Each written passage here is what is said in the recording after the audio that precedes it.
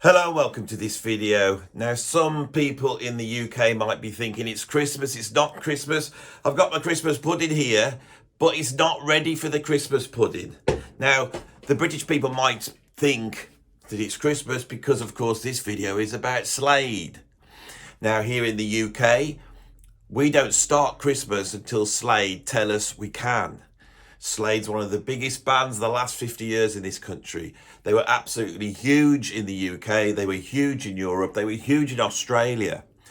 But in America, not so well known. But this is the classic band. Now, on this, I'm going to be interviewing Mr. Don Powell, the drummer of Slade. It's a very interesting interview. Slade come from literally 10, 12 miles up the road from here. And so Don, coming up to the 60s, was part of the whole drum beat scene. But remember, he's not really Birmingham, he's from Wolverhampton. Now, on this video, I want to draw attention to 4 times that Slade changed rock music history, right? 4 times. Now, if you don't believe me, right, if you don't believe the influence of this band, because I've started to realise doing the research that Slade are so unbelievably influential on rock and heavy metal. It's quite incredible. You don't believe me? Well, here is Mr. Shane Embry from Napalm Death. Hello everyone, Shane Embry here from Napalm Death. Andy's asked me to talk about Slade. Well, what can I say about Slade? They were everything I kind of aspired to be as a young kid. They were local to me, they were very popular, always on TV, great rocking tunes, lovely choruses, loud outfits, crazy shaped guitars. Amazing, you know, I loved it. I looked at that, I was like, I need to do that, that's what I want to do, nothing else. And I was at the Louder Than Words book festival last year. I had the wonderful opportunity to sit down with Don Powell of Slade, having breakfast, some fried eggs and some sausages. That was amazing. For me, lovely guy, total inspiration. What can I say? Great. You can find all these kind of weird little tales in the book I got out as well. Talks about my influences, etc. and what got me this far. I'm in Spain today, it's quite nice and sunny. But cheers Andy, cheers Don Powell, and cheers Slade. See, you would have never thought that. So many bands have their initial genesis, their inspiration in the band Slade. Now, what I'm going to do is I'm not going to keep you waiting. We're going to go to the interview with Don Powell. It was filmed up at Low Street Studios, just up the road. And so here is my interview with the legendary drummer, Don Powell. Mine, it's very relaxed, so yeah. Okay, I might be doing that. Yeah, whatever. They're. They could have a chat to them. Okay. Say hello to them. I'm with a bloody drum legend here, Mr. Don Powell. You can call me Don. Can I call you Don? You can call me Don. Okay, then. Nice one. Yeah, this guy, when I was about 12 years old, just started playing drums. Oh, nice one. Saw him on Top of the Pops doing Lock Up Your Daughters. Yeah. And I was impressed because he'd got these drumsticks with taped around him. I didn't know why, but I thought it was the coolest thing, so I got my dad's electrical tape and I started doing it. That's what it was electrical tape. Was it electrical tape? And I'll tell you the reason why I was doing that, why I did that, because when you're playing away, before I started using the tape, when the sticks broke, sometimes they come up and hit me in the face. Really? Yeah. How hard were you hitting? I had one boat sticking in my cheek one time. It was swinging away. Of course, all the crowd out there was going, "Yeah, I've got to do this every night." Really? Try to smash them into your face? But that's why I put the tape round, because when the stick broke, at least it hung about a bit. Yeah, rather than because you lose the stick altogether. Yeah, so I think I've ruined the miss now, haven't I? Oh, it looks so cool. Yeah, that's it's just a simple explanation. That was the reason, because like a stick would come up, hit me in the face or whatever, you know. And of course, when you're playing away, when that happens, it's a real shock when something sort of hits you in the yeah, it's just as simple as that. It's no, that's Yeah, I wondered why you'd done it for. Yeah, I just thought yeah, it was it's as simple as that. Your band has influenced so many bands through history. There's so many bands that have, and this is what I'm going to be doing the video on. Yeah. And I'll explain all that. And Yeah. you know, but it's amazing. And I've been going through your catalogue last night, and I was finding out stuff I didn't know. So on your first album, when you were Ambrosia Slade, Yeah. you did a Frank Zappa track. Yeah. Why? Ain't got no heart. Ain't got no heart. What was that about? It was from the Mothers of Invention Freak Out album. And don't ask me how we got that. It might have been Jim Lee actually who got the album, and we were impressed with that particular song. And it was a great stage song. And when we did the first album, believe it or not, was just a recording test for Fontana Records at the time. Yeah. And obviously that album is our stage show from the time. Of course, Ain't Got No Heart.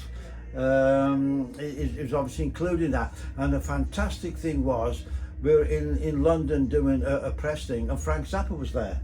No way, because I'm a massive Frank Zappa fan. Yeah, great. And he was so impressed with us, especially with Jim Lee's bass playing. It's a fantastic version. I think it's better than the Mothers. That's a great album. We used to play that album, Freak Out it was called, the Mothers. When you were Ambrosia Slade... Ambrose Slade, Ambrose is a rice. It is it? I'm not picking you up. You got it, mate. Yeah, you got because we might use it. We might get paid for advertising. Yeah, that's true. Yes, that's true. So where? I know you're from around Wolverhampton. Where exact block switch is it? Bilston. Bilston. I'm from Bilston boy. Noddy Holder's from Walsall. That's right. Yeah. So you're growing up. You're in this band. You're playing around. What other bands were on the scene at that time? Well, around Wolverhampton there was the Montanas, Finders Keepers, the Staffords. There was quite a few bands actually around Wolverhampton, especially Birmingham as well.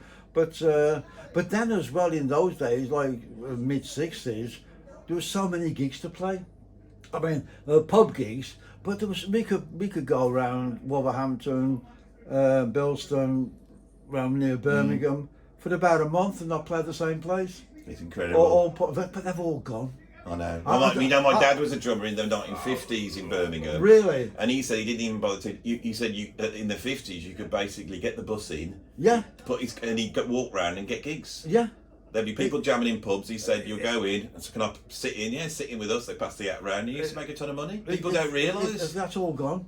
You know, it's sort of like there was so many. Like I said, we could play around our area for about a month and not go back to the same place. You know, I think that's all gone now. I always say to my kids, I say, I don't know where bands play these days. It's just not there. It's just gone. Now, unless you get a bit of luck and you support a big band or something. I remember when we first started, we was a member of this youth club in Willenhall, and we used to rehearse that every day. Until John Squires, who was a youth club leader at the time, he used to have, it was called The Dance then. He used to hire Willenhall Baths, and then he'd be play with the Hollies, Cream, a lot of people like that, and we used to support them in return for him letting us use the youth club to rehearse. And what about the big Birmingham bands, like obviously you got The Move and ELO and all but those guys, and then Zeppelin, this is all before, for all that, you know. I remember we used to see Robert Plant and his band Listen at the time. We used to, do lots of gigs with them, and we were playing the Queen Mary Ballroom in Dudley Zoo, and Robert Plant was there with his wife. We hadn't seen him for ages, and we sort of go, "Oh, Robert, what are you up to?" He said, "Well, Jimmy Page has asked me to join this band." It was the Yardbirds there. Yeah, the Yardbirds. Because that was the Yardbirds are quite an underground name in the States. He said, "They've asked me to join the Yardbirds." He says, "I don't particularly like the material." He said, "But it means I can go to America." and the rest is history. He said he didn't like it. We got it on video as well. Yeah, oh, sorry. I'll get the mafia after me. You probably don't know this. I drummed for Robert Plant for 2-3 years. With what band? It was a band called the Priory of Brian, and he put it back together. Oh, I never heard of that one. It was the late 2000s. He put a band back together to explore all the stuff that he was into pre-Zeppelin, right? And you filled in a piece of knowledge for me, because one of the things we did is we went back to Dudley Zoo and we did a gig in the Queen Mary Ballroom in 2000. I was talking, every time I come back to my home area, I always think, I would drive round, I used to play there. And I often wondered if Queen Mary Ballroom's still there. Well, it wasn't a venue, it was literally just the tea room. Well, it was the restaurant, we took a big, and the thing about this, I don't know whether I've told this on, it's your interview, I've got to tell you this story, because it's one of my best stories. Yeah. We did a sound check, it had gone dark, and me and my mate, the keyboard player, said, let's climb in the zoo and have a walk around. So we get in there, we're walking around, all the noises, all pitch black. And I go head first into one of the animal, this big pond, the big penguins. I go head first, straight over my head. And we literally got about 15 minutes to her on stage at Queen Mary Ballroom with Robert Plant. So I come trudging back in, and I can remember walking, I walked up, and Robert had a, oh bless him, and you remember Dave Hodgetts? Yeah. Dave was sat outside the venue. Yeah. And he looks at me, trudged up completely drenched, with about 10 minutes goes on, he looks at me, he goes, Well, I remember talking about Zeppelin, and then I thought the only drummer they could have had was obviously Bonham. Yeah. You know, and... so did you know John? Yeah, and I remember we used to play, there's the Hen and Chickens on the Birmingham New Road. Oh, I know the venue, we played there, and Bonham was on with a band called Danny King of the Mayfair set then. Anyway, sort of on one American tour, the Slade were on, it was about 74, I think, 74, 75. It was a gay arena in Dallas, and we're having a really good night. We all suddenly these apples, oranges, bananas being thrown on stage. I thought, what's all that about? You know. So anyway, we finished the gig and walked off stage. Who walked in behind us? Robert Plant and John Bonham. They bought fruit to throw at us while we were on stage. Like that. We've just been having a great laugh about the early days, you know, all that kind of thing. And I find a lot of that rapport has gone now. I mean, I might be wrong, but the impression I get, all that rapport you got. We always used to meet at the Caravan at New Street Station. You know, after gigs, you know, sort of all the bands would be there with the hot dogs and teas and things like that. And I don't think that's around anymore. And it was a wonderful time there. No, it was incredible. Well, I was going through your stuff, and I put on Slade Alive. Oh. What a live album! Your band was something else. I tell you what, you know, one of the best live albums I've ever heard in my life. No matter where we go in the world, all the albums we've released, all we ever talk about is Slade Alive. It's incredible. I remember our first tour in Australia was us, Status Quo, Lindisfarne, and Caravan. And I remember we flew to Australia. We got off the plane in Sydney. There was all these TV cameras there waiting, everything like that. And we go, well, who's on the plane? Who are they waiting for? And it's Slade Alive. It was it had gone gold 6 times. It had outsold Sgt. Pepper's Lonely Hearts Club Band by the Beatles, you know. And we were doing like 60,000 people at cricket stadiums and things like that. It was just an unbelievable tour. And I remember Slade Live with various tracks were on the radio just non-stop. And I remember you used to have a tour coach. It was, like I said, it was us, Quo, Lindisfarne and Caravan. And then Slade were on just like every other record. And you want to come on and you get, oh no, not you lot again. But the thing is you never quite made it in America, did you? No. And when I chat to my American friends, I talk about Slade, and they go, well, oh, yeah, I've heard of them, you know, music fans. And so if you're an American watching this, and there will be some, this man here was the One Direction of the UK in the early 70s. 16 or 17 hit records, 6 number ones. 24 hit records. 24! 6 number ones, 3 straight to number 1 the first day of release, 6 number 1 albums. You know, sort of. You had a feature film, made a feature film. Oh yeah, that was Slade in Flame. Yeah, incredible. That was great fun. That was, you know, great fun. And it's quite nice about certain American bands. I remember Kiss Gene Simmons and Paul Stanley always acknowledged that their influence was from Slade. Well, there was Slade Alive, and then Slade Alive 2. Yeah, And then a few years later, we had Kiss Alive and Kiss Alive 2. Well, I remember one time we did a couple of shows with Kiss, and nobody had ever met the guys before the gig, so you never knew what they looked like at that time. And just a stupendous show with Kiss. Anyway, I remember, I don't know what city we were in. I was sitting having breakfast one morning, and this guy comes over talking. He said, really sort of lots of superlatives. He was bouncing off me, sort of saying about he knew everything, certain albums, really like that. I said, oh, that's great. I said, are you in the music business? Yeah, I'm Gene Simmons, man. You couldn't recognise without him. the makeup, you know. They weren't stupid, were they? Oh, but I'll tell you what, because I live in Denmark now, and I went to see them, was it last year? They did the big arena in Copenhagen, and I arranged beforehand to get into the show. I said, will I be able to say hi to the guys? Yeah, no problem. And then their tour manager said, what they do about 4 o'clock in the afternoon, they do an unplugged in a certain part of the arena, just a smallish part of the arena, just invites 30 people to do the unplugged and a questionnaire sort of thing. And I said, well, don't tell them that I'm here. I said, I think they know you're here. Anyway, I said, right, you got into the Q&A, and I was standing behind this guy in front of Gene Simmons, and they did a few unplugged things, and any questions? And I'll leave him. I said, are you going to play any Slade songs tonight? And he said, we knew you were here. He says, Paul, look who's here. And they started jamming Runaway. Yeah, one of our hits from there.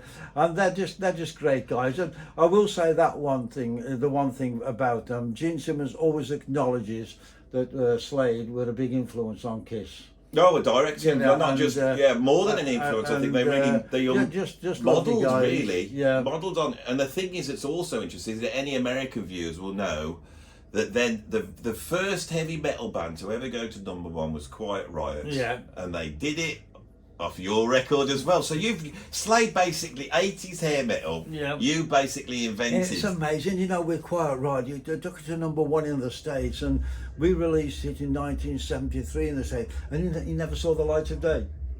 And Quiet Riot do it, and that's what gave us the new sort of step up the ladder in the 80s. That's what I got into. It was never. I mean, when I was a kid, I can remember when I was little and I was into Bay City Rollers, Gary Glitter, you know, all the 70s, you know, I was as a kid, but those records you put out in the early 80s, and it was coming off the back of New Wave of British Heavy, and they were heavy records. Yeah, I mean, people don't realise, or people realise afterwards, I never realised you were like that, or that kind of thing, but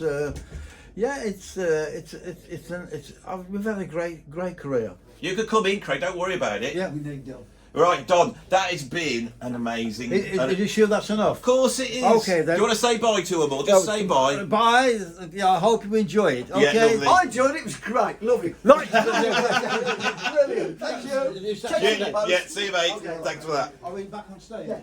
No, you're going to just... Okay, so if you've watched that, you might have got a few clues to the four times, I reckon, that Slade changed rock music history. Of course, the first one, if you were watching, you have noticed we chatted about the brilliant live album, well, you know, one of the greatest rock live albums ever made, which is Slade Alive, which they followed up a few years later with Slade Alive 2. Now, anybody who knows their rock, that will prick their ears up, because, of course, we have Kiss Alive and Kiss Alive 2. And as Don explained in the video, Kiss were very influenced by Slade. And what's interesting is their show and the way they work the show and the whole setup and everything, right? Because remember, Slade were coming out of the glam metal movement here in the UK. They didn't start off like that. They started off as mods, you know, with the short hair, you know, but by the early 70s, they hit big as part of the glam scene. And when we say big, absolutely huge, you know, one of the biggest selling acts here in the UK. I can't think of very many artists that have had as many hit records as Slade has had, right? So, because they're coming out the glam metal bit, there was a lot of show, there was a lot of dressing up, there was a lot of theatrics in the early 70s, and Kiss obviously took that as well into what they did. So we can see the beginnings of hair metal, really, in Kiss, but of course, as well, the first heavy metal album to ever go to #1 in the United States of America was Quiet Riot.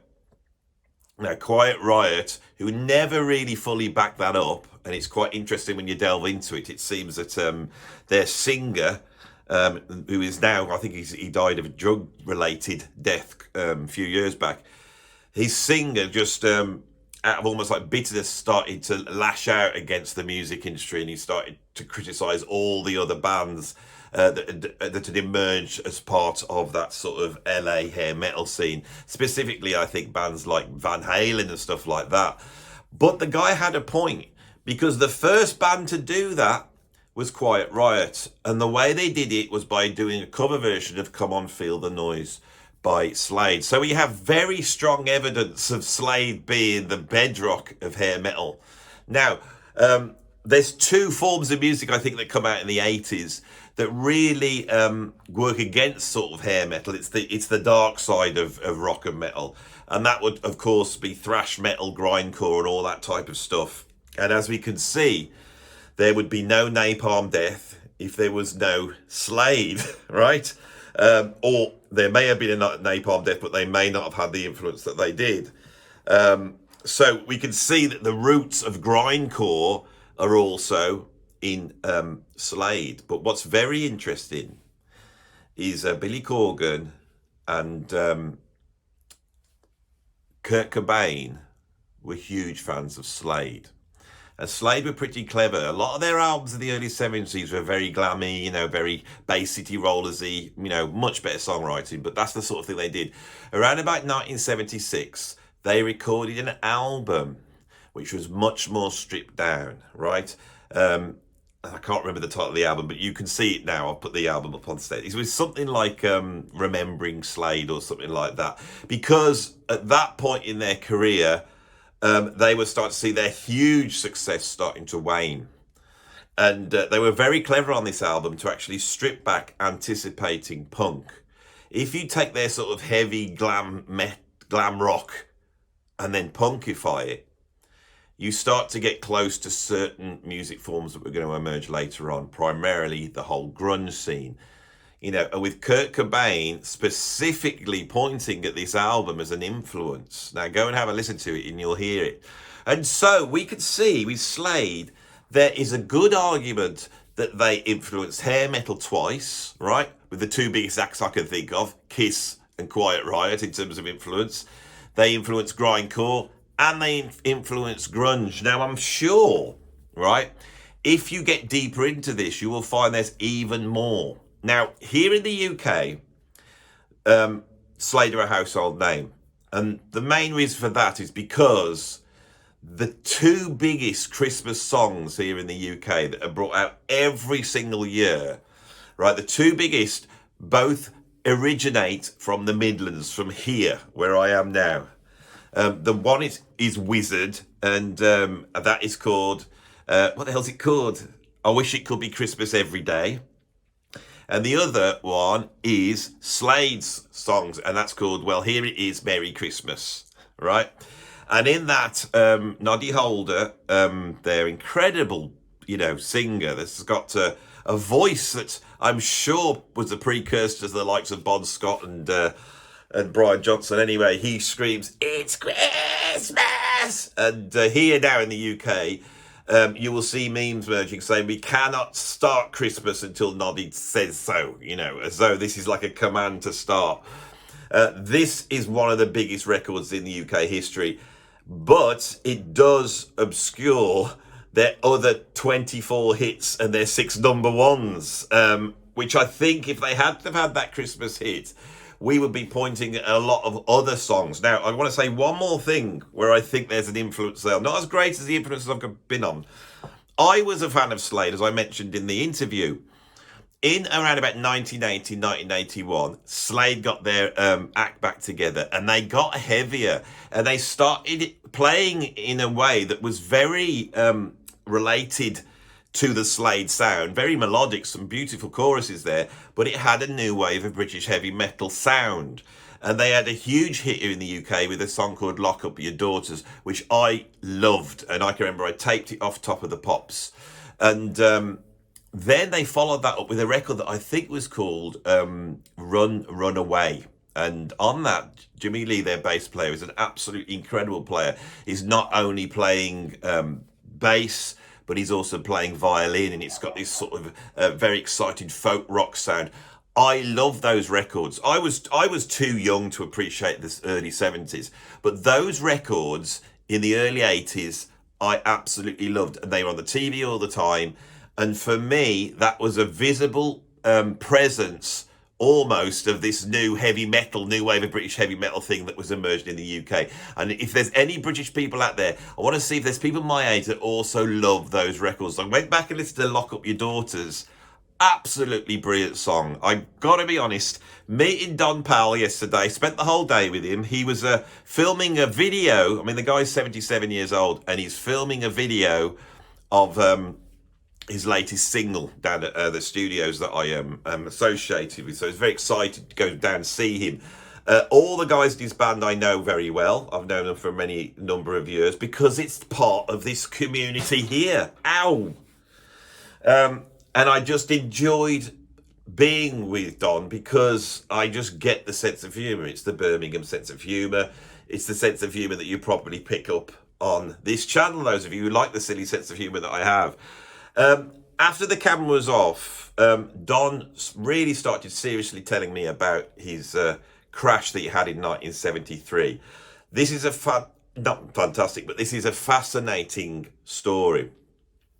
In 1973, he got in his guitar with his then girlfriend, and he awakes finding out that he's had this terrible crash. He's got no memory whatsoever, such that they do not know whether Don was driving or his girlfriend. His girlfriend was killed outright, and Don was basically stranded. Both him and his girlfriend were thrown out of the car.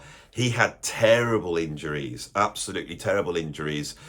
He cut all the nerves in his face, which means he's got no sense of taste or sense of smell.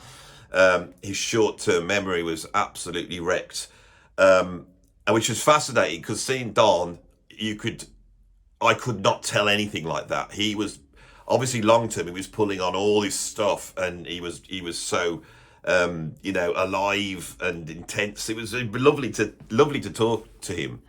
But when I was a kid, this crash was a legendary thing, and within 6 weeks, after breaking all his ribs, brain damage, nose, all this sort of stuff, all the things he had happen, after 6 weeks, he was back on the road with Slade. And he said to me that saved his life, because if he hadn't got back on the horse, he would probably have atrophied. They are an incredible band, and it's an incredible history, and their stuff is fantastic. And I am very proud, with the small listenership I have over in the States, I am very proud as an Englishman, as a British man, to be able to champion Slade, because I feel very patriotic when I think of Slade. An incredible band. Go and check them out. If you don't know them, go and check them out. Sit down and have a listen. Fantastic band they were. So really chuffed to do this. I've been wondering whether to do a Slade video for ages, and I knew it wouldn't be that popular because of their fame being so located here in the UK. But hopefully this angle of showing the influence they've had will maybe brought some of you here who wouldn't have normally clicked. So I hope you enjoyed this video. I hope you enjoyed the interview, and I'll see you on the next one. If you like this, like it. If you want to see some more, you need to subscribe. Come and support me on Patreon. At the moment, I am working on Epic. This is like the Ben-Hur of top 10 ranking. Of all my patrons are involved. People all over the world are involved. YouTubers are involved. Even some of the people in the bands that we're talking about are involved. I'm creating all this surrealist content, this weird Monty Python odyssey through the 30 greatest progressive rock bands of all time. Now, this better get the bloody views, because it's taking me hours to do this. But it's absolutely brilliant to work with the patrons. You know, when I first set up Patreon, it was like, oh, you know, we'll have a little club and they can come and see, they give me extra content. It's not like that now. We're working as a team together and they're supporting me so they can get involved in this madness. And once this is done, we'll be thinking of something else to do. So if you want to come and join the party over on Patreon, come over, join up. You can join for free. You won't see that much, but you will see some stuff. But if you join and pay the fee, you then get access to all the exclusive content. You get access to the big Zoom meeting we do once a month usually. I haven't been able to do it this week because I've been ill with COVID. I am feeling a lot better today. I don't know if you can see, a lot brighter today. And you also get access to the Patreon WhatsApp group, which is such a success. I can't believe I have started something. It frightens me thinking about it sometimes. Anyway, so that's Patreon. Also, if you could support me financially by going to my PayPal tip jar and putting a bit of cash in, because now this is what I'm doing, right? I'm always straight with the people who watch this. It's a bit scary to know I haven't got a job and my wife and kids are being fed by, you know, these little donations coming in from my YouTube PayPal tip jar, which I am eternally grateful for you all for doing such a thing. It's a wonderful thing, and it is a brilliant thing to be out of the rat race. As times goes on, I might be bringing in what happened, because what's really interesting is the last 2 years, this YouTube has been operating whilst I went through something in my workplace. I no longer work there. And ironically, it was the YouTube that has saved me and my family. This is a thing that I am thinking about a lot. And I feel like I'm on the other side of this now. But it's interesting that a lot of the stuff that's informed me, and when I have been getting a bit irate and I have been getting a bit wound up, it's stuff that I've directly experienced. I can't talk about it that much. But music's changing, art's changing, arts education is changing. What our kids are going to be offered as a future is drastically changing at the moment. Education, the idea of what creativity is, the idea of what we deserve as a population, what the idea of how we fit into society, our use, our utility, right? All that is under question, and you can see the powers that be moving, and you can see the ideas dripping down through education, right? That's all I'm going to say at this point. So I'm not just here going on about my favourite progressive rock albums. I've got a message. I have got a quest. You know, I'm going to hold the mighty sword, the sword of Prague, and we are going to fight against the evil drones out there trying to make our life mediocre, trying to make our life, you know, putrid and full of boredom and cliche and the same old crap. We might be old. We might all be old, but we still got the life in us still. We've still got that life in us, and we're going to fight. We're going to fight the evildoers. You know, and all this insanity, all this close to the edge, and tales of topographic oceans and lavish orchestras, and all that stuff, however balmy it is, you know, and all the stuff that the elites wanted to criticise. We have stood by it, haven't we? We've stood by it. You've stood by it. I've stood by it. And we're still going to fight against mediocrity. We're going to let the people have access to creativity and being able to dream and being able to look forward and being able to get stoned and listen to Dark Side of the Moon. Come on, Ray! So anyway, I'm done now. See you on the next one.